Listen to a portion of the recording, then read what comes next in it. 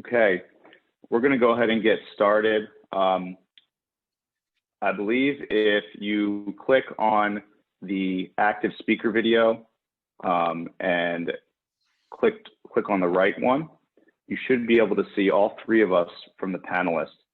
I have pinned Raymond as the ASL interpreter in case there are any video problems, so you should at least be able to get that imagery. So that being said, I will go ahead and get started. Thank you to everyone for joining. My name is Dan Dotter and I'm with Getting Hired, and I will be your moderator for today's discussion with Roberta Berry from the Army Recovery Care Program, where we will be discussing hiring, supporting, and retaining military and veteran talent.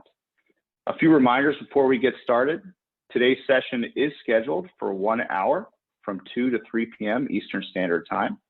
We are recording this discussion and we'll send out the link to everyone who registered as soon as possible.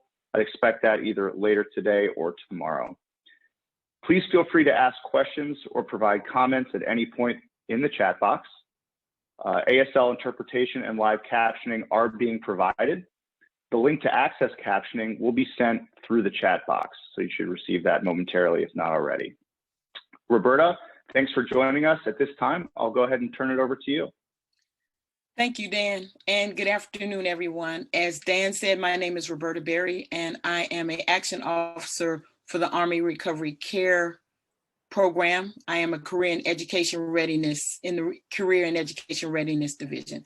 And so today we're going to kind of talk about what I do and how I do it, as well as tell you a little demographics around our two particular soldier populations and veteran populations that we service, and kind of give you some tools and resources that you can use to be able to help you hire this population and retain this population. So I hope that the information that I give you will be valuable and information that you will be able to use. Dan, you can go to the next slide, please.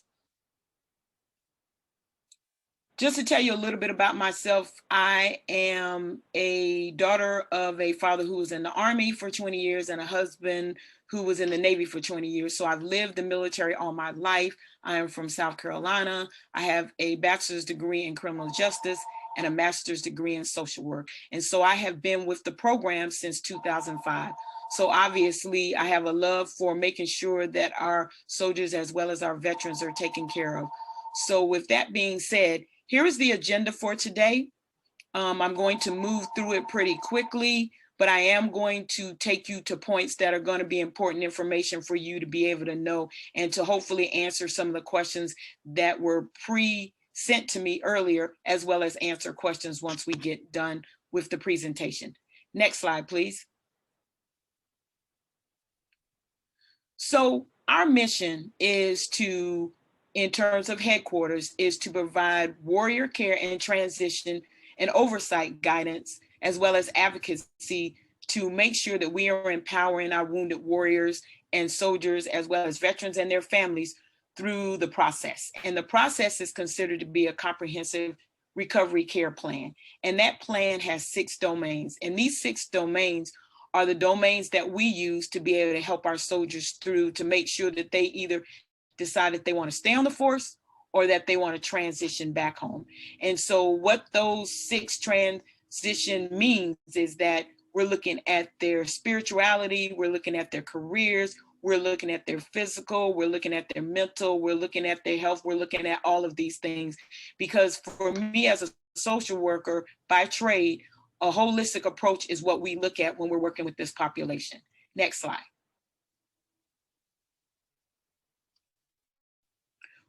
For those that are familiar, we have 14 soldier recovery units. And as you can see, these units are where you see the yellow kind of dot there that kind of shows you where our populations are services. And this is where our soldiers that are on active duty that have been obviously in the Afghanistan or Iraq conflict actually are housed. And so you see where we have Europe, which right now we don't have any soldiers that are in that particular command of this region anymore, but we do have them in the Atlantic region, the Central region, and the Pacific region where you can see that. And so these are what we call soldier recovery units now. They used to be warrior transition platoons, but now or battalions, but now we've changed that name, and we've done a lot of rebranding throughout the process. As I said, I've been here since 2005. And so we will go to the next slide.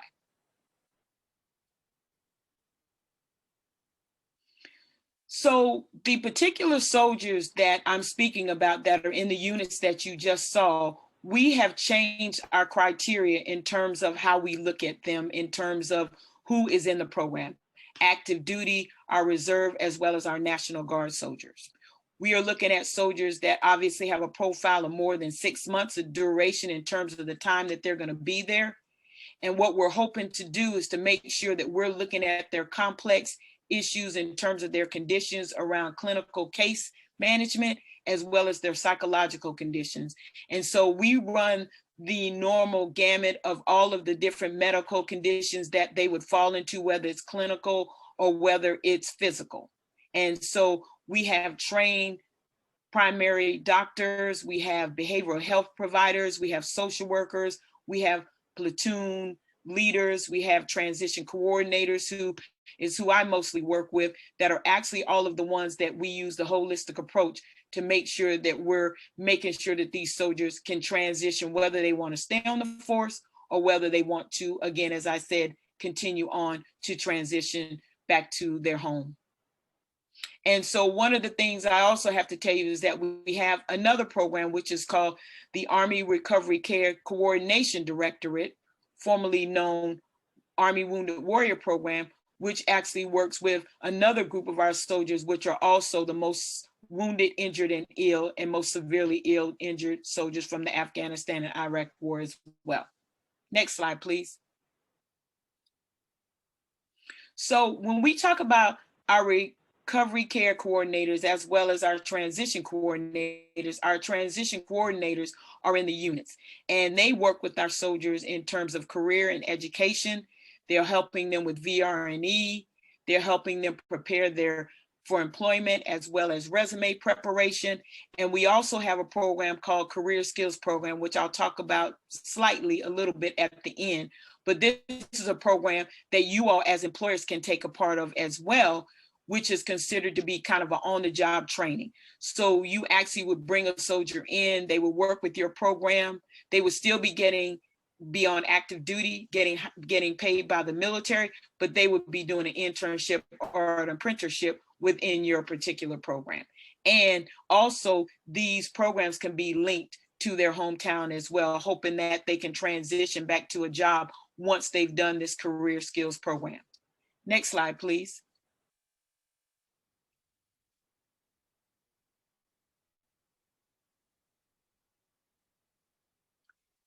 And so for our population that I spoke of, the one that I said was the most severely injured and ill, here are their injury types. You see blindness or loss of vision, loss of limb.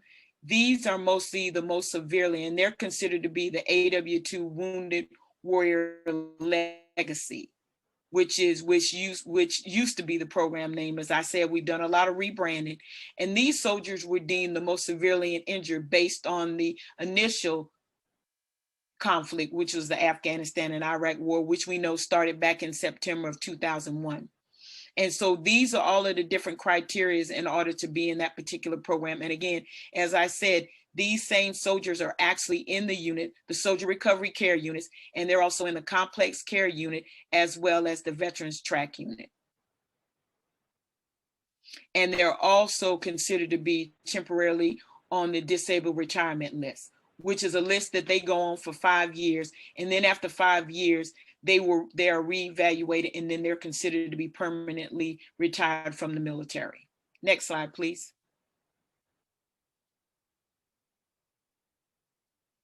So when you're talking about the recovery care program, as well as what we consider to be lead coordinator, which they also have soldiers that are in the SRU, and they actually work in the SRU, they're embedded with our transition coordinators, but their job is a little bit different. They more or less are kind of like the manager of a store, and they kind of look at the whole comprehensive non-clinical services for the soldier and their families and their caregivers. They also are designated as the Department of Defense Lead Coordinator, and they are assigned to our soldiers that are in the SRU that are outpatient, as well as working with their families and careers. And you will continue to hear me talk about how we definitely don't leave our soldiers behind. Our soldiers come with families, and so we have to make sure that we're taking care of not only the soldier, but their family as well, because sometimes the soldier is not able to work once they transition out, and the family member is the one, or the caregiver, because a lot of our soldiers have parents, girlfriends, that people have been deemed by the VA as a caregiver.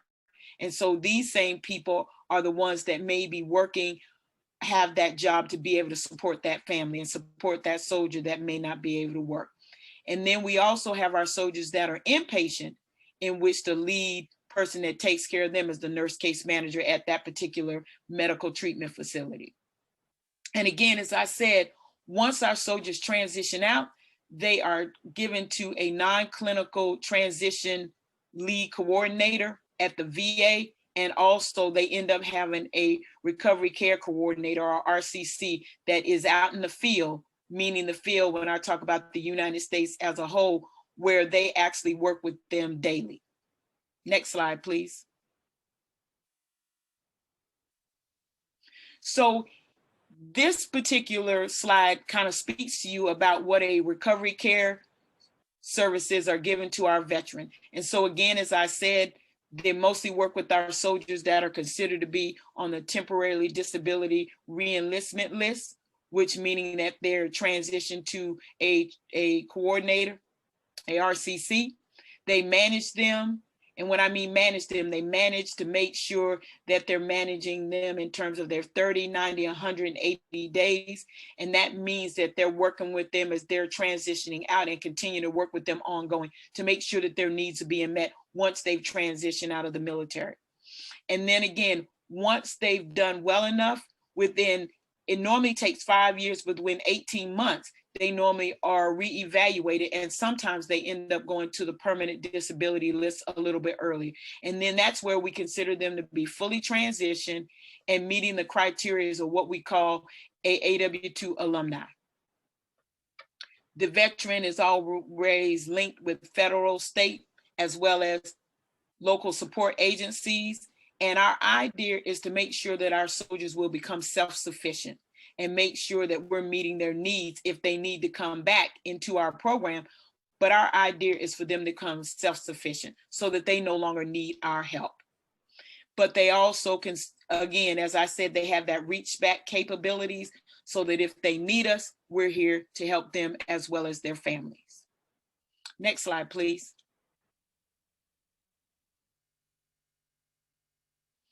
And then this slide right here kind of gives you a breakdown of what our population looks like in terms of the ARCCD program. And this is the one that I said is the most severely injured and ill. If you look at the middle slide tells you 4,219. These are the number of soldiers that we have in the program. And what I can say to you is that we have had up to over 25,000 soldiers in our program when we were at the height of the war, which was anywhere between 2012 to 2016, 2017. But as I said, we have now put together our program so that our soldiers can actually transition out and become self-sufficient in the program. As you can see, to where you see active duty, these are the number of soldiers that are in the program in terms of the ones that are in the unit. And then you have another 106 that are not in the unit, but they are stationed on the military installation, but they are in a regular unit, but they're still supported by the ones that are receive help from the recovery care coordinators. And then you have what we consider to be our legacy, our AW2 legacy continuing on. And these are our soldiers that, as I said, yes, we do have soldiers that continue to soldier on, meaning that they continue to stay in the military because they're at the point in their career where they're still fit. And when I mean fit, they're able to continue to work and do what they need to do to continue in that MOS, which is their military job that they do. And so they're able to stay in the military, and that number is at 62. That number used to be a lot higher. It used to be in the 300s, But as we've gone, again, as I said, as the war has continued to draw down, the numbers are getting lower. And then you see the number of soldiers that are in our veterans population. And this is the group that I talked about where our numbers were up into the 25,000, but now we're down to 2,400. So in a way, that's actually a good thing that we as a country are in a position that we can move our soldiers. And if you look at the bottom green corner where it says AW2 alumni, these are the 22,471 soldiers that have graduated from our program and are considered to be the alumni of the program. And the AW2 legacies are the ones that are left from that particular group. Next slide, please. This slide right here actually shows you the 2,602 soldiers that are considered to be the AW2 legacy, the most severely injured and ill. And as you can see, the population in terms of the demographics regarding the primary condition or injury is post-traumatic stress disorder. And you see that that's 76%. The next one is 6%, which is traumatic brain injury. And then the list goes on down to the end. I can tell you that back again, 2013, 2012, around that time, the number was a lot different. The amputees were the highest at the time. They were in the 76%. And then post-traumatic stress disorder and traumatic brain injury were a little bit in the 30 percentile. And so obviously the numbers have kind of done a reverse and moved to post-traumatic stress disorder and traumatic brain injury, which a lot of people ask the question why. Well, again, a lot of those soldiers that were amputees, spinal cord injuries, had diseases or psychological conditions are the same soldiers that still had post-traumatic stress disorder from the different bombs that they might have been involved in, explosions and all the different traumatic things that they saw in the war. And so that's the reason why when we talk about post-traumatic stress disorder being that lingering injury, as well as traumatic brain injury being that lingering injury, this is the reason why. Next slide, please. So when we talk about injuries and we talk about reasonable accommodation, and this is important because this is where we get into working with federal agencies, whether we're working with non-federal agencies like your agencies, which are what we consider to be private industry, you still have the same reasonable accommodation in terms of federal laws that require you to make sure that you're giving reasonable accommodations to the particular population or candidates that you employ. And so when we talk about Rehabilitation Act of 1973, again, this is the act that speaks to you cannot discriminate against a person just because of their disability. Title I speaks to Americans with Disability Act, ADA 1999, requires that employers provide reasonable accommodations to qualified individuals. And again, all of this has to do with making sure that we as employers are making sure that we're following the federal laws. And then you have the Americans with Disability Act Amendment of 2008, which came back and spoke to making sure that the word disability had looked at the mitigating factors and reversed how people were looked at in terms of their life activities. And so all of these laws are the things that we work with and we talk to our population and talk to, whether it's a federal agency or whether it's a private industry around. These are the law that you are required to follow when you're doing reasonable accommodations. And what we do is we tell our soldiers that when you go to an employer, don't wait until you are there working before you ask for reasonable accommodations. You need to make sure that you ask and you advocate for yourself and ask for those reasonable accommodations up front. Next slide, please. And so when we talk about education, so one of the things that happened at the very beginning when the traumatic brain injury and the PTSD, post-traumatic stress disorder, came up, it was making sure that employers, whether it was federal or private industry, had the tools and the education to understand how to work with this particular population. And so what we've done is I've put together just a few, and I can provide you more information about how to work with this population, because we have a booklet that we have put together that just went to publication probably since we've been in the pandemic. About 2 months ago in December, we published it, and we have those. And so I can make sure that at some point I get an electronic copy of that to Dan so that you all can have it for your references as employers, because I think that this particular document will be a great document to help you with your education around working with our particular population. But I say all that to say that there are fact sheets and educational materials by the Department of Defense Psychological Department of Excellence that actually puts out great information about working with this population. It talks to you about clinical recommendation, and it goes into how you as an employer can work with this population. And as I said, I will make sure that we get that document to you all. But these are 3 of the websites, and Dan will actually send a fact sheet to you, which is one that talks about working with this population with traumatic brain injuries. So there is information out there, a lot out there that should be able to help you all out working with this population. Next slide, please. So when we talk about targeted disabilities, here are the criteria that we use when we're talking about special hiring authorities. And this is actually what is used for the federal government. And so even though it may not apply to you in terms of federal government, but as a private industry, this is the population that we work with. This is our population. These are the ones that you would have as candidates for employment if you wanted to hire them. Again, as I said, traumatic brain injury and post-traumatic stress disorder, which is not on here, are the main injuries that we see. However, you may have one of these soldiers with one of these injuries that may want to be employed by you. And so just want to make sure that you understand that this is the population that we are working with, and these are the injury types that they have, and these are the disabilities they have.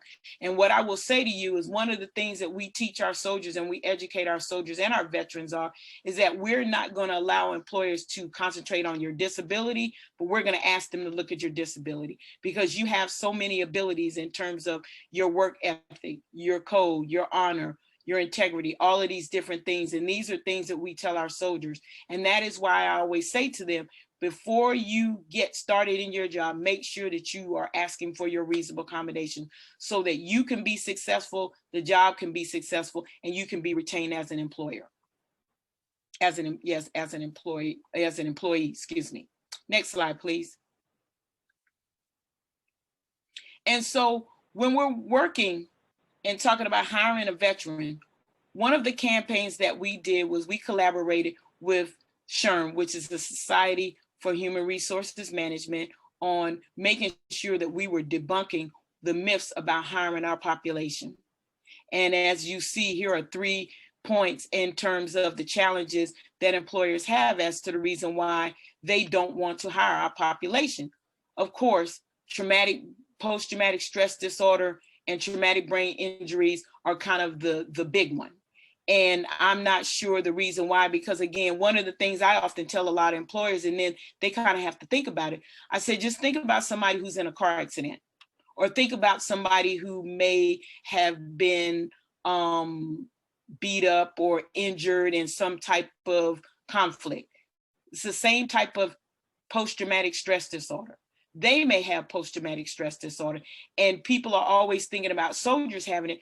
But again, somebody that you work with that may have had something traumatic happen in their life may have post-traumatic stress disorder. And so you also have to always think about, wow, I never thought about it like that, but you should think about it like that, because that is often so true. And then in terms of the traumatic brain injury, again, you could be in a car accident and you could end up having a brain injury. So a lot of these things that a lot of employers, whether it be on the federal or the private industry, kind of take for granted, to think that it's almost something that doesn't happen in real life or doesn't consider it to be real life, really is something that happens every day. And so what we do is we kind of say, hey, that's the myth, because it could happen to you or it could happen to somebody in your family.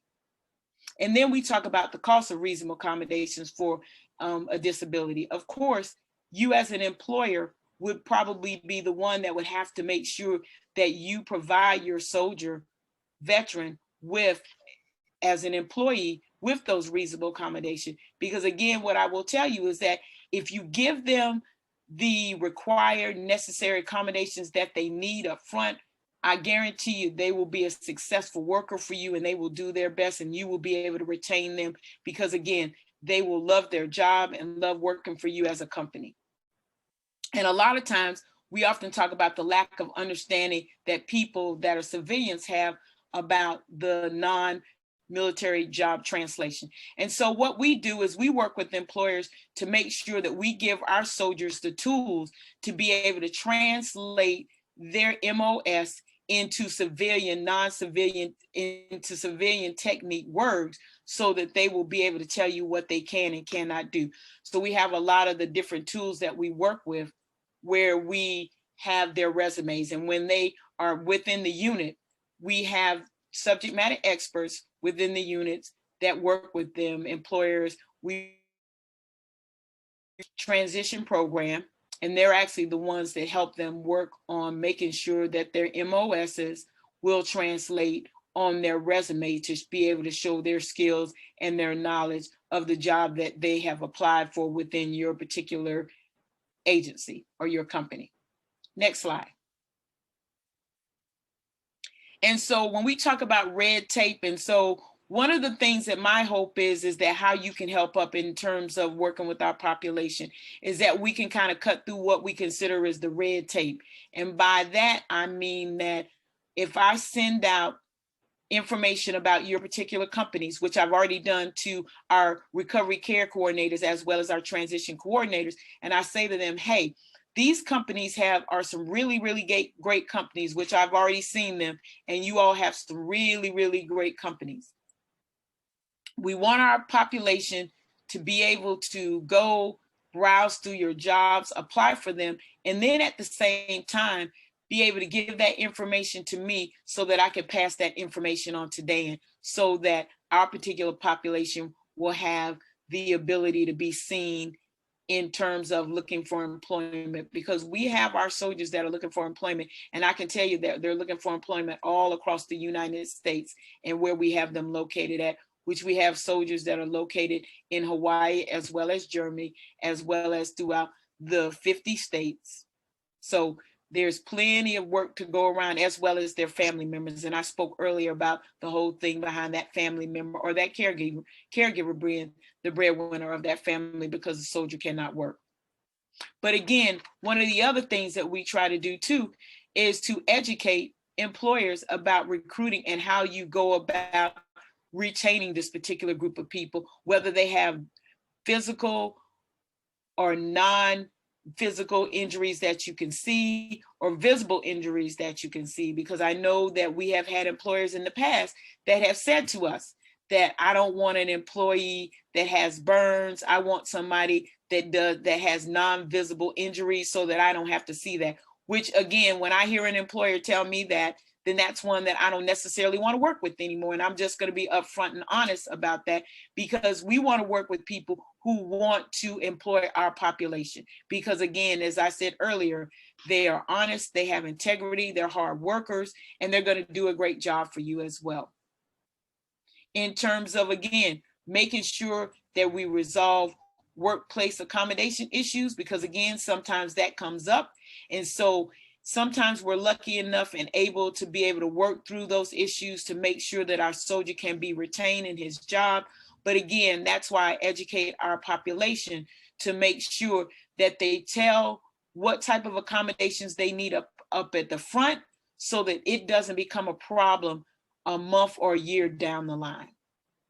And then, as I spoke earlier, I talked about our Army Career Skills Program, which is federal as well as non-federal internship programs. And so you all have the opportunity as employers to take advantage of this career skills program as well with our population too.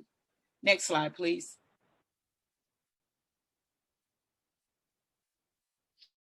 And then this right here is just kind of letting you know that we do have a process when we work with the federal government, as well as it can be one that we use with you all as well, where we have an expedited referral process. And this process just basically says that our population, if there are jobs that and opportunities that you have and our soldiers apply for the job, that I have the ability to come to you as an employer and say, hey, not to say that you have to hire them, but to say to them, can you at least review and look at their resume and determine whether or not they have the skills to be to be able to be interviewed for your particular program as well. And so this is just kind of the process that we use. It is a form that kind of has a who, what, when, where, why, and it asks all of the different questions. And so we use that form when we're working with federal agencies, and we use it for some of our private industries too. And it basically is just a snapshot of where the soldier wants to live, how many miles he's willing to travel, his skill set, and what type of job he's looking for, and how long he's been out of the military, and his educational requirements as well in terms of their education. Next slide, please.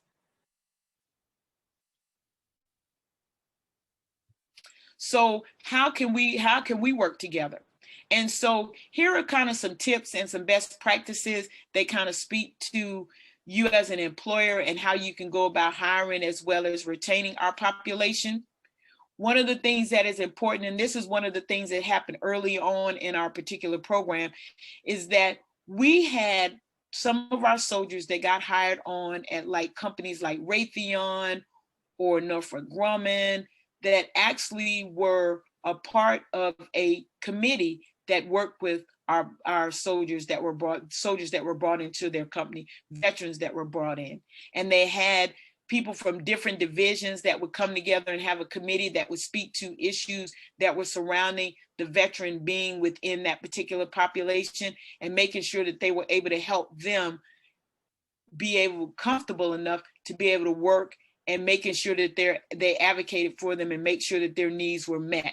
And so creating some type of committee, or even having a liaison, a wounded warrior liaison as one of your employers that could actually help kind of bridge the gap between working with civilian life, military life, and making that soldier feel comfortable. We also suggested that, and there were a lot of employers that did that as well. Making sure, again, that we educate your human resource managers and your supervisors on the challenges working with this population. And I can give you an example of one. One of the things that happens a lot of times, and this goes around the whole thing behind reasonable accommodations, is you may have a soldier that may be on multiple types of medication. And it may not be feasible for them to have to come into the office every day. Right now, we understand that a lot of companies are working remote because of the pandemic, but this is something that a lot of companies should even think about ongoing once we get through this pandemic. How can you allow an employee to work, one of our population to work from home remotely and still be able to get the job done? Not to say that they can't come into the office maybe 1 or 2 days a week, but allowing them to be able to set up an office at their home to be able to work comfortably at their home. And then you may have a soldier, again, that may be on medication, where the medication may not kick in until maybe 8 o'clock or 9 o'clock or even 10 o'clock in the morning. And then the idea is to be able to make that reasonable accommodation to allow them to be able to work maybe from 10 to maybe 5 or 6, instead of them having to work maybe the 8 to normal 5 o'clock, or the 8 to 4:30, or 7 to 3:30 or 4 o'clock. And so these are the types of things. And it may be that their desk has to be situated in an office where they're actually looking at the door versus their back to the door. So there's a lot of different reasonable accommodations to make them comfortable around working in a population with a large number of people or a small number of people. And then again, and we could speak to this, providing them employment opportunities for our population as well as their family members and their caregivers. Making sure that you are writing your position descriptions to make sure that transitioning from the military to make the job easier for them to apply for the job. And then making sure that you have institution effective communication policies and practices. In other words, making sure that you are meeting the federal laws around reasonable accommodations, and making sure that you have policy that's going to treat this particular population fair and with equity. And then also again, and I spoke to this earlier about developing an internship or apprenticeship and making sure that they groom that they're entry level type, so that when a soldier starts in entry level, that there is room for them to grow, whether it's a soldier or a veteran. And I use a soldier and veteran interchangeably. But I'm talking about in terms of entry level, them being able to get in a career and teaching them about the industry that they're working in and making sure that they're able to perform that. Creating mentoring programs, partnering up them with somebody who can mentor them to make sure that they're meeting the needs and that they do have a future within your company, because the idea is that we want to make sure that you're retaining them. Making sure that you create a consistent and a proactive onboarding procedure. And when I talk about that, again, it goes back to the whole reasonable accommodation. And I can't speak to that more and more and more, because we have had so many of our employees, our soldiers, that have gone to work for companies. They end up a year into the program starting to have problems, whether it be that they need to cut their hours back to maybe 25 hours or 32 hours versus 40 hours. And then what happens is they've gotten so far and so deep into not getting their work done that they end up getting fired. And so our idea is to make sure that we have them tell you up front, so that there can be a plan put in place so that they can be successful and make your company successful, as well as being an employee. And then again, one of the things that would help us, and I'm talking about our particular Army Recovery Care Program, is that you use us as a reliable source to recruit our population, our soldiers from our 14 units that I spoke to you about earlier, and through our transition coordinators, who are the counselors that work with them the most. And then again, making sure that you may have a program in place. And again, that's around the career skills program, which is an on-the-job program with related classroom instruction that you can give them that can help them be a candidate for employment with your particular company or your agency. Next slide, please. And then here's a little bit more information about our Army Career Skills Program, which is a program that I've talked about. And again, this is the program that we use to help our soldiers transition out of the military. They normally are anywhere between 6 months to a year of waiting to transition out. They could be 90 days, but more than likely they're anywhere between 90 to 120 to maybe 6 months to a year. And again, this is an opportunity for the soldier to be able to kind of facilitate their career development and making sure they're looking at their career readiness, as well as looking at the potential, your company as a potential employer for them, as well as the career field that they want to go into. And what I will tell you is that when they're in this particular program, they are still on active duty. So they are still getting paid by the military. They're still getting their health care. They're still getting all of their benefits that they would normally get. The only thing is that they are working as a internship for your program, with non-wages. And the hope is that at some point that they can transition into an employee with your particular company. And again, for more information on that, you can reach out to our email there, and one of us will get in touch with you. Next slide, please.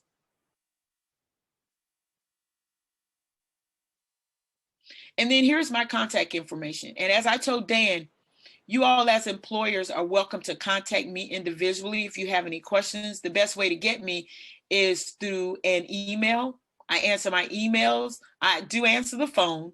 The phone number that you see there is my mobile telephone number, because we have been working from home since March of 2020. And so I use that phone for employers or the soldiers or the veterans or the RCCs, as the TCs call me, with information or asking me for assistance for their soldier.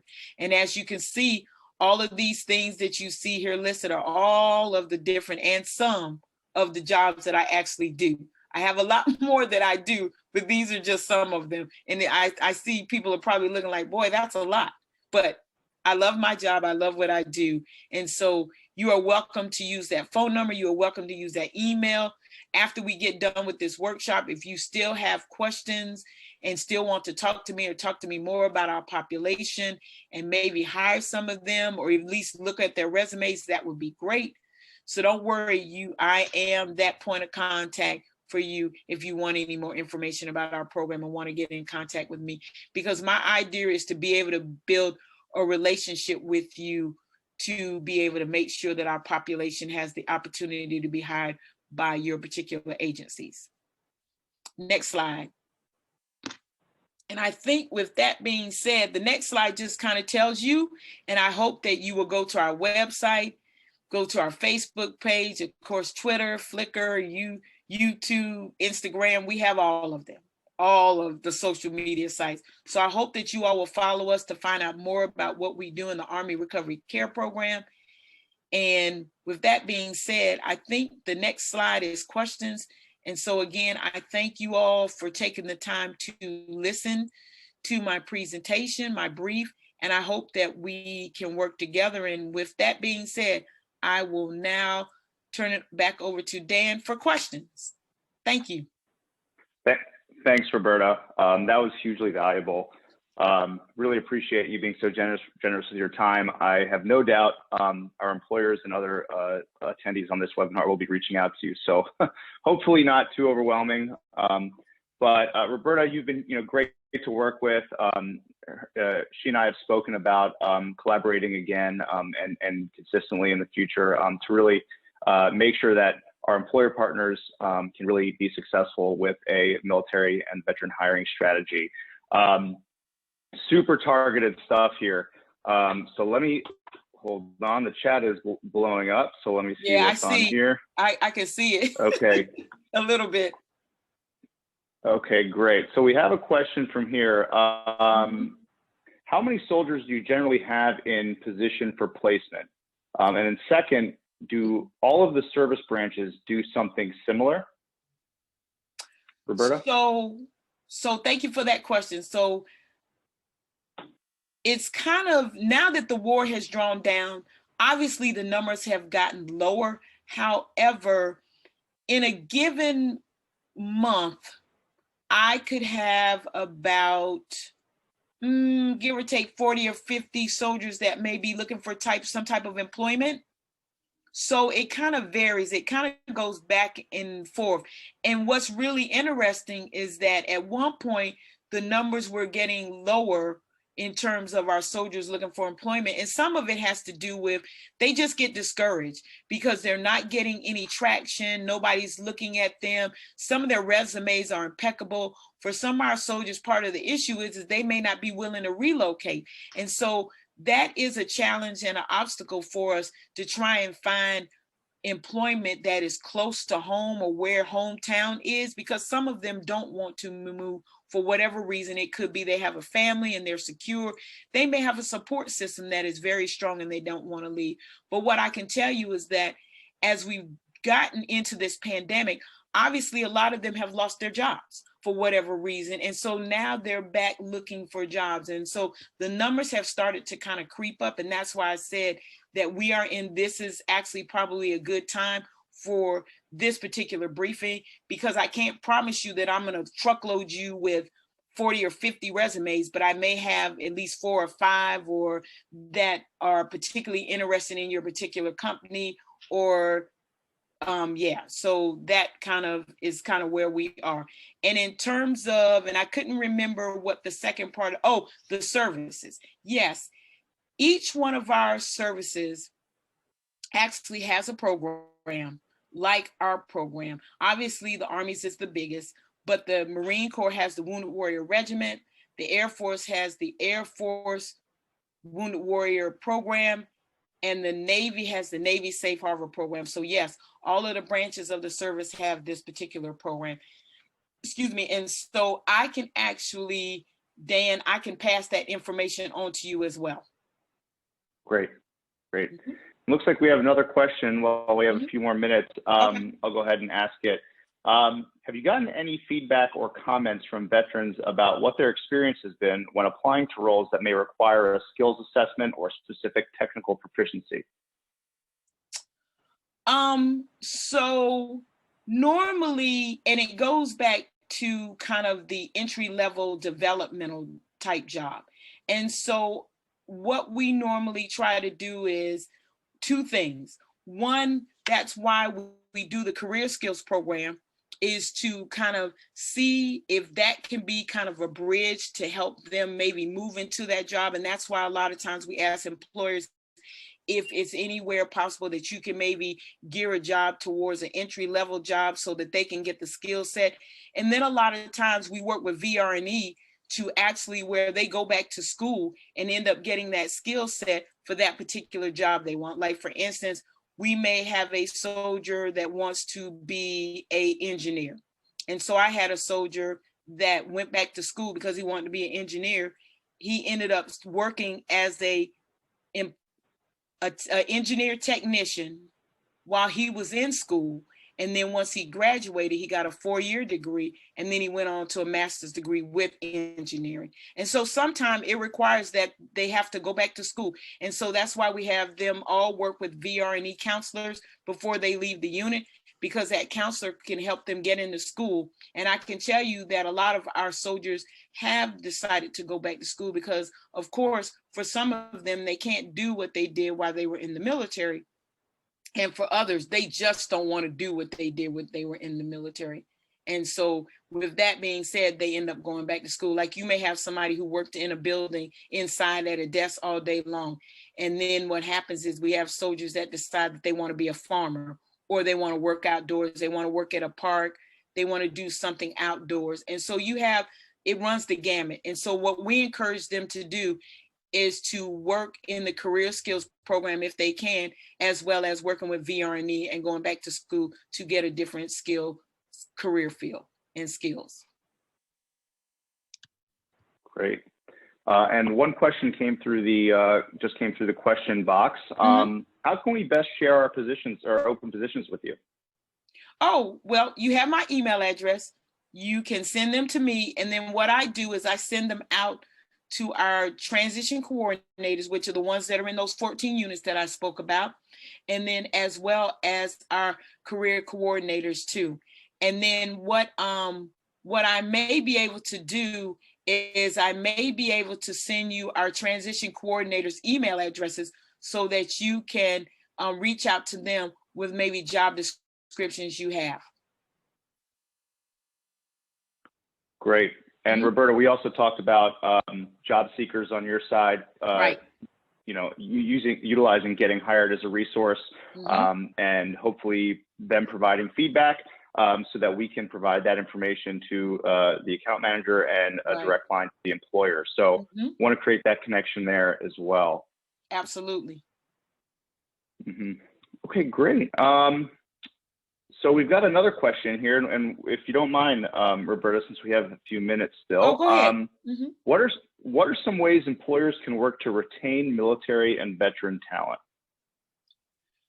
So when I spoke, and we can go back to that particular slide, Dan, when I talked about the specific tips and best practices, one of the things that you, as an employer, I would suggest is that, again, be open and honest with them and allow them the you can go, you can go, I think you have to go, yeah, right there we go.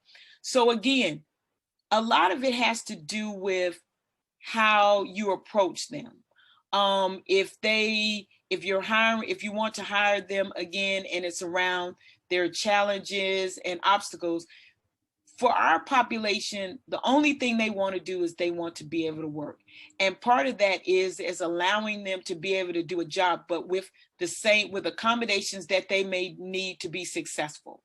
And when I mean accommodation, that's allowing them the opportunity to work from home if they can work at least 2 or 3 days from home. And I'm not saying that everybody wants that, but you may have a soldier that may want to work from home. He may be comfortable at least being able to work, or she working 2 days from home and then maybe 3 in the office. That's an accommodation. That's kind of being flexible. That's kind of being a reasonable employer. Or having a support group for them, having other veterans, people that are like-minded, that can be there to support them through the population or different things when they may become overwhelmed. And being open enough that when being able to communicate with them and them feeling comfortable enough with you that they can come to you with an issue that they may be running into, and you may be able to get them the help that they need. Say, for instance, if you have a employment assistance type program within your job and they may need counseling that they may not be getting at the VA. Most of our soldiers obviously get counseling outside of their employer. But say, for instance, they come to you with a problem that may require them to be able to get some type of therapy. Being that, how can I say this? Being that open and honest employer that's going to support them and not support them are two different things. Supporting them is saying that you're going to get them the help and being upfront and honest and actually doing it. Not being that employer that says that, oh yeah, I'll get you the help, and then you don't get them the help. And then when something comes up and they're not performing within their job, then you're looking to figure out, how do I get rid of this person because they're not working out for me, when you haven't been support. I can tell you that support and communication are the biggest thing for them. And knowing that you think that they have the abilities, again, versus the disability, to be able to do that particular job. And then the other thing too is for you all as an employer to get educated. And that's why I said that there are plenty of agencies. The Department of Defense has agencies that can give you information around working with this population, educating you on how to work with this population, the do's and the don'ts. And again, as I said, I have that booklet that I'm going to pass on to Dan at some point. And hopefully we're trying to get it onto our website so that employers can go there as well.